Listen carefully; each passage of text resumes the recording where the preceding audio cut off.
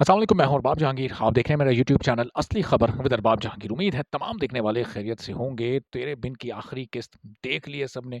सब मुतमईन हो गए। ज़्यादातर लोग तब कम से कम इस हद तक मुतमईन हो गए होंगे कि मीरब और मुर्तसिम एक साथ मिल गए। और सब देखने वालों की आंखों में यकीनी तौर पर आंसू भी आए होंगे, लेकिन ये खुशी के आंसू थे कि मीरब और मुर्तसिम मिले हैं।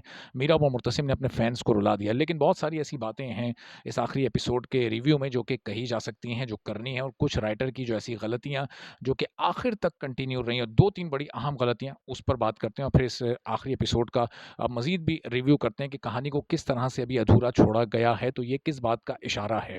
सबसे पहले तो ये कि मीरब के वालिद वक्कास की जो मौत हुई थी, उससे मुताल्लिक मीरब को 2 साल तक कुछ नहीं पता चला। अब मीरब 2 साल बाद वापस आई, ना उसकी दोस्त ने उसको इस मौत से मुताल्लिक बताया, ना ही मुर्तसिम के घर का कोई फ़र्द उसको बता रहा है कि भाई तुम्हारा बाप मर चुका है, तुम्हारी माँ यहाँ से जा चुकी है, कम से कम वो उनकी खबर तो ले लो, उनसे कोई फ़ोन पर बात तो कर दो, उनको इत्तला तो कर दो कि तुम वापस आ चुकी हो।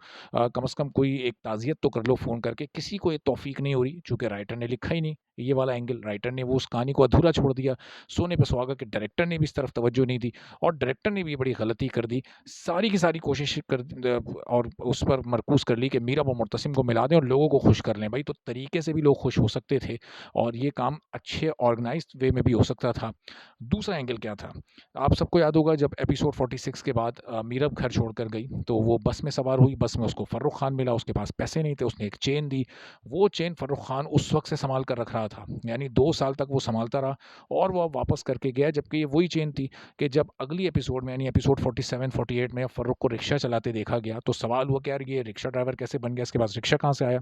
तो लोगों ने हज़ाए मज़ाक कहा कि यार चेन बेचकर उसने रिक्शा ले लिया होगा। चलें, वो बात वहाँ पर समझ आई कि यार चेन बेची उसने, रिक्शा ले लिया। फिर मीरब की डिलीवरी हुई, उसके लिए कोई 1.5 लाख पौने 2 लाख रुपए की ज़रूरत पड़ी, तो लोगों ने फिर कहा कि यार उसने चेन बेच के पैसे अरेंज कर लिए होंगे, आखिर वो रिक्शा ड्राइवर है, बस कंडक्टर है, वो कहाँ से इतने पैसे ला सकता है? तो समझ आया कि चलो यार वो चेन बेच दी होगी, लेकिन दरअसल वो चेन तो बिकी ही नहीं थी। 2 साल से वो चेन सँभालता फिर रहा था और अब वो मीरब को वापस करके गया। तो भाई 2 साल जब मीरब उसके साथ रही, उस पर बुरा वक़्त भी आया, उसके बच्चे का एक्सीडेंट भी हुआ, तो उसी वक़्त वो पैसे, वो चेन उसको वापस कर देता, उसकी अमानत। आखिर वो आखिरी किस्त तक राइटर ने क्यों सँभाल कर वो चेन रखी फ़र्रुख खान का, क्योंकि फ़र्रुख खान का एक उसकी कैरेक्टर को भी ख़त्म करना था, तो ज़ाहिर है इसलिए ये सीन, शायद ये गलती हुई। ये बहरहाल 2 गलतियाँ राइटर और डायरेक्टर की बहुत बड़ी हैं, बाकी तो बहुत सारी हैं, वो चलें, लोगों ने अब वो मीरा व मुर्तसिम को एक साथ देखकर माफ़ कर ही दी होंगी। अब हया को जो गाँव भेजा गया है, ये दरअसल इशारा है एक ओपन एंडेड क्लोज़िंग का।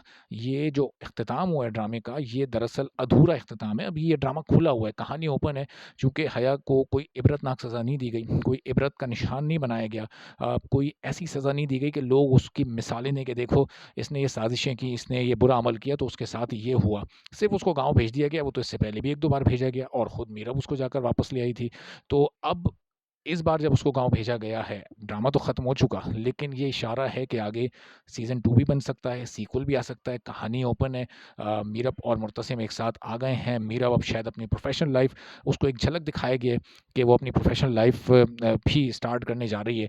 तो कहानी का जो पेस है वो आगे चल सकता है। कहानी आगे चलने के लिए भी बाकी है। अब सोचना ये है मेकर्स को कि नूरा मखदूम के साथ ही ये कहानी आगे बढ़ानी है, यानी सीज़न 2 और पार्ट 2 में, या फिर कुछ तब्दीलियाँ आ सकती हैं। कैरेक्टर्स की तब्दीलियाँ तो लाज़मी तौर पर आएँगी, कुछ कैरेक्टर्स ऐड भी होंगे, कुछ माइनस भी होंगे, लेकिन मेकर्स में क्या कोई तब्दीली आ सकती है? चूँकि लोग अ, आज तो मुतमईन हो गए हैं, लेकिन अब अगर सीज़न 2 की डिमांड आएगी पब्लिक की तरफ से, और ज़ाहिर है कि मेकर्स सोचेंगे भी कि इतना बड़ा ब्रांड अब तेरे बिन बन चुका है, तो यार हम उसको क्यों ना आगे बढ़ाएँ, जिस तरह अभी फेयरी टेल को आगे बढ़ाया जा रहा है और उसका सीज़न 2 आ रहा है।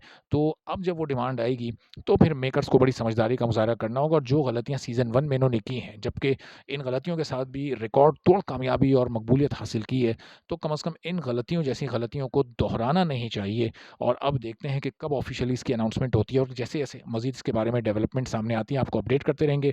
और तेरे बिन की जो लास्ट एपिसोड है, इससे मुताल्लिक भी जो कुछ मज़ीद इसके एंगल्स हैं, कुछ मज़ीद इस पर रिव्यू करते रहेंगे। आप चैनल पर नहीं तो चैनल सब्सक्राइब कर लें, बेल आइकन प्रेस कर दें। इजाज़त दीजिए, अल्लाह हाफ़िज़।